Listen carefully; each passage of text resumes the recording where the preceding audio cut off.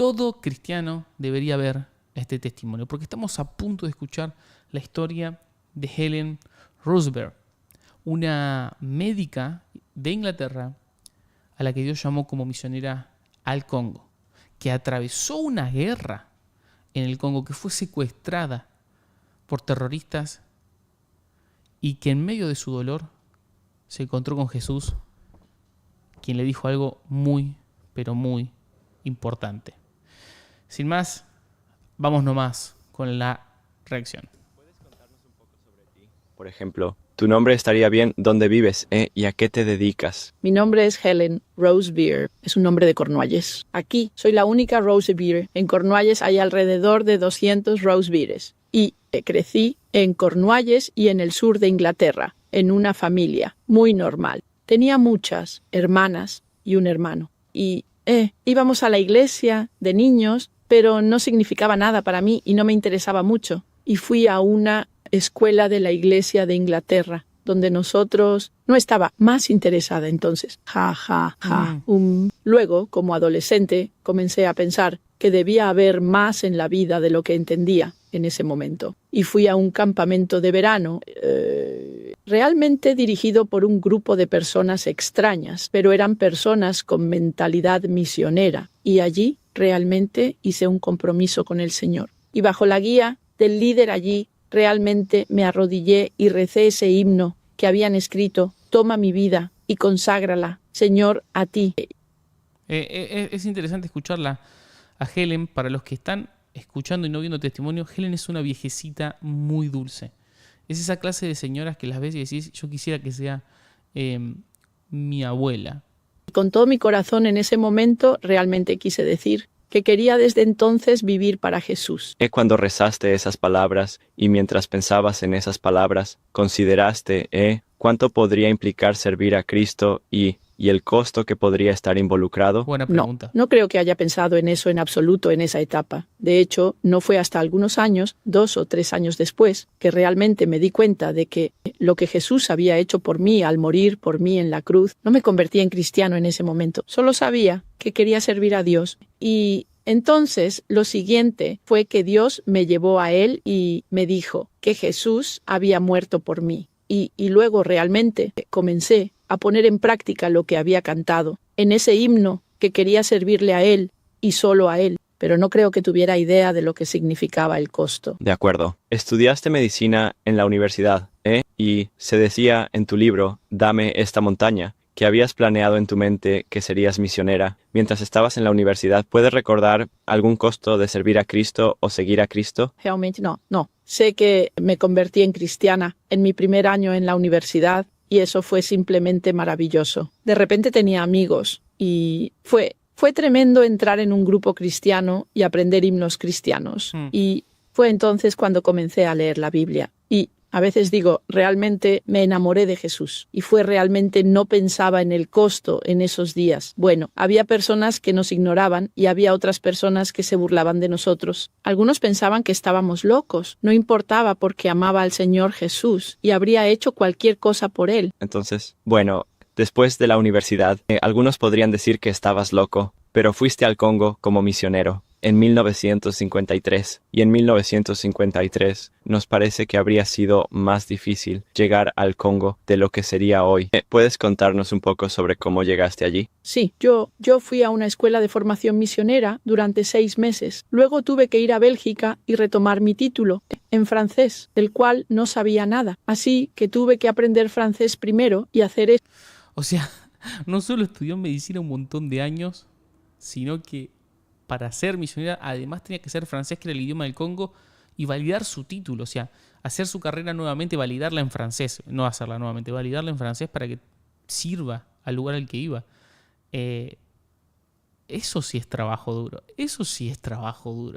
Y luego, después de empacar, navegamos en barco por todo el Mediterráneo, bajando por el Mar Rojo y rodeando hasta la costa este de África. Luego nos subimos a una vía de tren de pequeño calibre que nos llevó hasta Nairobi y Kampala. Y luego tuvimos que subirnos a un tipo de transporte bastante diferente. Me subí a un carro de bueyes con todas mis pertenencias y equipaje. Y luego finalmente llegamos a los lagos en África Central y nos subimos a un vapor de lago, y así continuó, y nos tomó un largo viaje. Nos tomó alrededor de 5 semanas llegar a donde 5 semanas. 5 semanas.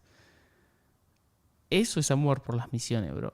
ahora puedes. Ahora puedes llegar en 2 días, solo volando. Está bien. Cuando dejaste Inglaterra, para una vida desconocida en el Congo, ¿sentiste que estabas pagando un gran costo por servir a Dios? No realmente en ese momento. Comencé a entender eso más tarde. ¿Sabes? Yo estaba en mis 20s. Era emocionante. Estaba saliendo a una nueva vida y amaba al Señor Jesús. Y para mí era un privilegio. Siempre fue para mí un privilegio asombroso que Dios realmente nos permitiera servirle. Y había esperado esto durante tanto tiempo que ir allí fue emocionante y era simplemente una nueva vida. Así que realmente no pensaba en términos de costo particularmente.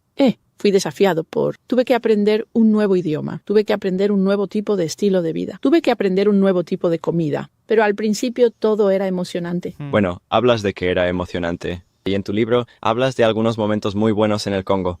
¿Podrías tal vez darnos una idea de algunos de tus recuerdos más queridos de la gente allí y del lugar donde estabas? Simplemente amaba a la gente. Yo los amaba.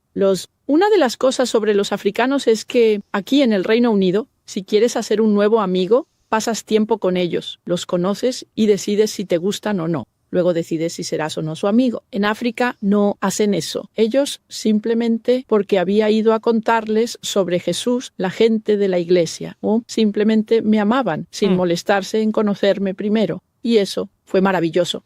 Y luego continúan amándote incluso cuando llegan a conocerte. Pero su amor era muy, muy real. Y trabajaban contigo. Nosotros no teníamos nada. Cuando llegué allí tuve que empezar construyendo un hospital. No tenía más ideas sobre construcción. Construyendo un hospital. O sea, esta señora no solo estudió medicina, no solo aprendió un idioma, no solo viajó 5 semanas para ir al Congo, al medio de África, o sea, del primer mundo del Reino Unido, sino al medio de África, sino que además se puso a construir un hospital. Pero, señora, usted es mi héroe. Que cualquier otra persona. Así que tuve que aprender cómo hacer ladrillos, coser ladrillos, poner ladrillos sobre ladrillos y luego no había nadie más con quien trabajar. Así que en lugar de ser un médico junior con muchos y muchos superiores sobre ti, de repente era el consultor principal de todo. Y eso fue muy aterrador realmente, para ser sincero. Era abrumador porque tenías este título, doctor. Así que todos piensan que sabes todo. Para eso están los doctores. Claro. Y sabes que no es así. Y la carga de trabajo, solíamos decir, sé que es una broma, pero solíamos decir que trabajábamos 25 horas al día, 8 días a la semana, 53 semanas al año. Nunca se detenía, día o noche, nunca se detenía. Y la carga de responsabilidad nunca fue fácil. Wow. Pero siempre había un grupo de africanos que me apoyaban, estaban conmigo, me ayudaban y me animaban. Y ellos. Eso fue maravilloso. Simplemente entraste en una vida completamente nueva. Vivías como un africano junto a los africanos. Y la alegría de entrenar a los africanos para hacer el trabajo médico junto a mí fue un desafío tremendo y lo disfruté. Disfruté escribiendo los cursos y enseñando. Gracias. Tu libro también habla de algunos momentos muy difíciles. Menciona diferentes cosas sobre enfermedades. Habla de ejércitos rebeldes, cautiverio. Habla sobre golpizas. ¿Puedes darnos un breve resumen de algunos de los costos que tuviste que pagar por servir a Dios en el Congo? Bueno, están en todo tipo de niveles. Creo que inicialmente diría que, por ejemplo, como médico, cuando un paciente venía a mí y yo sabía qué le pasaba y sabía qué debía hacer, pero no teníamos la medicina particular que necesitábamos o no tenía el instrumento específico para realizar la operación, la frustración de los pacientes que morían y que no habrían muerto si hubieran estado de regreso en el Reino Unido. Y existían esas frustraciones. Había la dificultad del idioma tratando de entrenar a los africanos, no solo para hacer trabajo médico, sino también para conocer la Biblia y amar al Señor Jesús, pero siempre en otro idioma que, por ejemplo, la palabra gracia. Cuando intentas hablar sobre la gracia de Dios, pero no había una palabra para gracia en el idioma suajili, tenías que inventar una palabra y luego enseñarles lo que significaba. Había ese tipo de cosas que eran difíciles. Había los tremendos problemas del clima. Aguaceros todos los días. Siempre llovía. Y luego, entre la lluvia, el sol brillaba y se evaporaba. Así que todo estaba siempre mojado. Tu ropa siempre estaba húmeda, tus zapatos siempre estaban húmedos. Y acostumbrarse a ese tipo de vida. Y luego, como dices, hubo una guerra civil después de que se concedió la independencia a lo que solía ser el Congo belga y se convirtió en el Congo. Hoy es la República Democrática del Congo. Pero, después de la independencia hubo muchas dificultades. La gente del gobierno africano no quería a ninguna persona de piel clara a cargo de nada. Pero no había ningún médico africano en ese momento, así que era difícil trabajar bajo el liderazgo de un africano, que no estaba capacitado como yo, y había esas cosas. Y luego, después de 4 años de eso, hubo una guerra civil. Y fue muy, muy brutal. Y durante 5 meses, los soldados rebeldes en nuestra área estaban luchando contra el gobierno, y fuimos tomados como prisioneros. Amigo. Está rompiendo todo el testimonio de esta señora. Yo estuve bajo el control de los soldados rebeldes durante 5 meses y eso fue muy salvaje. Nos golpearon salvajemente en varias ocasiones, fuimos abusados y no fue fácil vivir eso. Y sin embargo, incluso en medio de eso, supongo que fue una noche, cuando fui capturada durante la noche y posiblemente fui la primera mujer blanca en ser capturada. Hasta entonces solo habían luchado contra los hombres. Y tomas una respiración profunda y tú, creo que en medio de esa noche sentí que Dios me había abandonado. Simplemente sentí que no estaba allí. Quería gritar, Dios, ¿dónde estás? ¿Qué ha pasado? ¿Por qué estás permitiendo que esto suceda? Y luego, en medio de todo, hubo algo increíble. No puedo explicar qué fue. No fue una visión. No escuché una voz. Simplemente supe que Dios estaba allí y que era grande y que podía manejar la situación. No me había abandonado. Y fue como si me hablara. Dijo, hace 20 años me pediste el privilegio de ser misionero. Esto es, ¿no lo quieres? Y realmente en medio de esa noche creo que quería decir, no, no lo quiero. No, sí significa esto. Y él simplemente dijo, de manera muy amorosa, sabes, no te están golpeando a ti, me están golpeando a mí en ti. Todo lo que te pido es el préstamo de tu cuerpo. ¿Me lo permitirías? Y de repente hubo esta increíble sensación de privilegio de que Dios realmente me estaba pidiendo que hiciera algo por Él, en lugar de que Él hiciera cosas por mí. Y de repente hubo una sensación de privilegio de decir, está bien, Señor, sí. Y de repente, incluso en medio de todo el dolor y el sufrimiento, hubo de repente una tremenda paz en mi corazón. Y fue maravilloso. Y en ese momento, creo que toda mi vida, desde que era niño, solía preguntar, ¿vale la pena? Cualquier cosa que me pidieran hacer, ¿vale la pena? Cuando me dijeron que tenía que aprender latín para los GCS, dije, ¿para qué demonios? Es un idioma muerto, ¿vale la pena? Y luego me dijeron, no entrarás a la universidad si no tienes latín. Así que valió la pena y lo hice. Así que siempre era esto. Y esa noche, creo que Dios me dijo, en lugar de decir, ¿vale la pena? Dirás en su lugar, ¿es él digno? Wow. Wow, necesito escuchar esta partecita una vez más. Dije, ¿para qué demonios? Es un idioma muerto, ¿vale la pena? Y luego me dijeron, no entrarás a la universidad si no tienes latín. Así que valió la pena y lo hice. Así que siempre era esto. Y esa noche, creo que Dios me dijo, en lugar de decir, ¿vale la pena? Dirás en su lugar, ¿es él digno? Es él digno. En inglés suena casi igual. ¿Vale la pena? ¿Es el digno? Si siempre Claro, en inglés es is it worthy o is he worthy. Es casi igual, ¿no? Preguntas, ¿vale la pena? Vendrás hoy, dirás no. Dirás, el costo es demasiado alto. No estás dispuesto a pagarlo. Pero si dices, ¿es el digno? Siempre dirás que sí. Y en lugar de ver el costo, verás el privilegio. Que lo que Él te ha dado es el privilegio de servirle. Está bien, ya lo has mencionado, pero el lema de la misión en la que estuviste en el Congo era, si Jesús es Dios y murió por mí, entonces ningún sacrificio puede ser demasiado grande para que yo lo haga por Él. Y mirando hacia atrás al sufrimiento que soportaste en el Congo, ¿puedes seguir diciendo que eso es cierto? Sí, absolutamente. Él es tan digno, Él es tan maravilloso. Él nunca te falla, Él nunca te decepciona. Puede que te permita entrar en una situación difícil, pero Él está contigo en ella y tiene un propósito creo que darse cuenta de que Él siempre tiene un propósito. Una vez que le has entregado tu vida para servirle, Él nunca te fallará, pero tiene un propósito que no siempre puedes ver, no siempre puedes entender, pero solo confía en Él y sigue adelante, y Él nunca te fallará. Sí, y eso es lo que quería preguntarte. Hay muchos jóvenes en los campamentos de Crosslinks y tienen que pensar hoy en el costo de servir a Cristo y pueden enfrentar persecución y pueden enfrentar dificultades. ¿Qué consejo les darías para seguir adelante y continuar caminando con Dios y viviendo su fe cristiana? Cuando comienzas la vida cristiana, simplemente enamórate de Jesús y haz de eso el mayor amor de tu vida. Lee la Biblia, conoce mejor a Jesús, ora, está con personas cristianas, ve a donde puedas aprender más sobre Jesús para que tu amor por Él crezca y crezca y crezca. Y si amas a Jesús, entonces no pensarás en términos de lo que cuesta. Simplemente sabrás que es un privilegio servirle. Él es digno de cualquier cosa que puedas darle. Él murió por ti. Él pagó el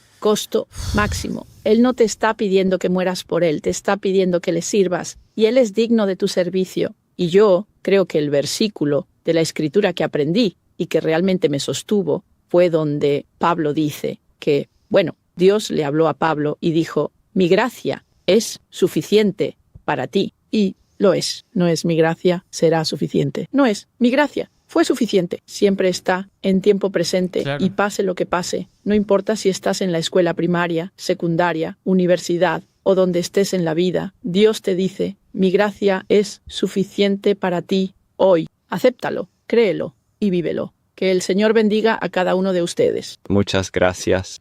No, hermano. Hermano, lo que acabamos de ver yo creo que es de las cosas más fuertes que hemos visto en el canal y por mucho, por mucho. O sea, estamos hablando de una mujer que dejó todo para ir a predicar a Jesús al medio de África y sufrió persecución, prisión, abuso. Por si no queda claro, esta mujer fue violada por soldados rebeldes en una guerra civil en un país que no tenía nada que ver con ella. Y ese era el precio que estaba dispuesta a pagar, el costo por servir a Jesús y por ser misionera. Y me es imposible no pensar en cómo a veces nos quejamos de cosas y de servir a Dios en una comodidad total y en una comodidad increíble. Hay una reflexión que quiero compartir sobre esto y es que yo cumplí 30 años, ¿no? O sea, tampoco es que soy muy viejo, pero yo recuerdo que hace unos 10, 15 años era como medio muy normal esto de ser misionero y de enviarte a un lugar, ¿no? Era como que todo el mundo quería hacerlo. Y siento que hoy eso ya no sucede tanto. No sé si están de acuerdo conmigo. Siento que la gente quiere menos ser misionera y quiere más ser influencer. Y lo digo como influencer, lo digo como alguien, o sea, no desmereciendo esa tarea y no diciendo que esto no es importante, pero tengo mis sospechas que nos hemos vuelto un poco para adentro. Y es mi esperanza que testimonios como el de esta mujer nos animen a abrir los ojos y a empujarnos otra vez para afuera, donde está la necesidad. Y no tiene que ser el Congo belga, o sea, no tiene que ser la República Democrática del Congo el lugar donde tenés que ir. A lo mejor es tu vecino, a lo mejor es algunas calles de tu casa, alguien que está en necesidad, no sé,